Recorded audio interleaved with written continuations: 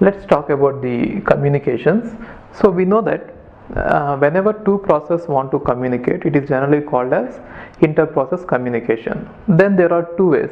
One thing is when the two processes are in the same system, then that is one kind of inter-process communication, and when the two processes are in different systems, then it is other kind of inter-process communication. In both the ways, process have to communicate, right?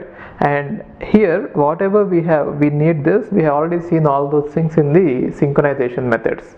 In synchronization we have seen various methods like memory sharing or shared memory, shared variable like semaphores and all. But whenever you want to do this type of communication, then you are supposed to in most of the operating systems, the terminology is like this. In Linux and BSD, the terminology is like this. But don't worry, we don't have any questions which are specific to an operating system, because we don't have either Windows or Linux or any other operating system in the syllabus, right? But I'm talking about the general concepts. So you are supposed to create the socket, and then you are supposed to send the data, and then you are supposed to close it. That is called as socket programming. Even in computer networks also, we don't have socket programming in syllabus, but still we shall discuss about this in some detail, not in a very high depth, but just I'll tell you what are required things. But if you are interested, you can learn about them. Okay, so even this is also a part of computer networks only. If you are interested, a good book will be the TCP/IP programming, internet networking with TCP/IP by Douglas. I don't remember the exact full name of the author. I read it long back. It is a very good book. It contains volume 1, volume 2, volume 3, like that. You can start with volume 1 in case if you are interested in networking. So all this is related to that. Here I am just going to give you a brief overview. So if you have to two processes have to communicate, then they have to create something called as sockets, or in general some other terms are used. Create and delete communication connection. So this is what they are talking about. In general it is called as sockets, right? And it is also a name.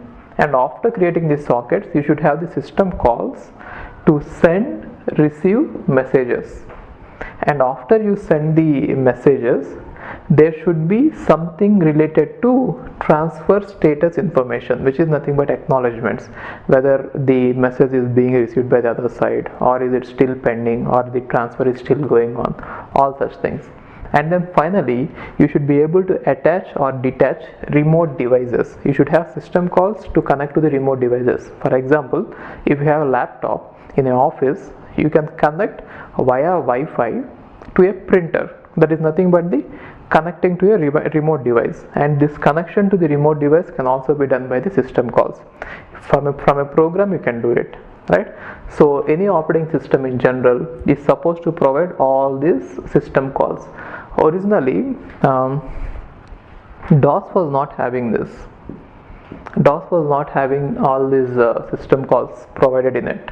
Then later, to the DOS, all these system calls were especially system calls related to communication, all the system calls were added, and then this was called Windows NT, Windows New Technology.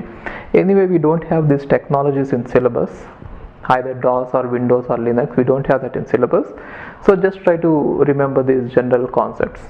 Okay, so these are all the cases where system calls are going to be necessary, and every system is now currently providing all the system calls, otherwise we will not be able to do everything. Okay.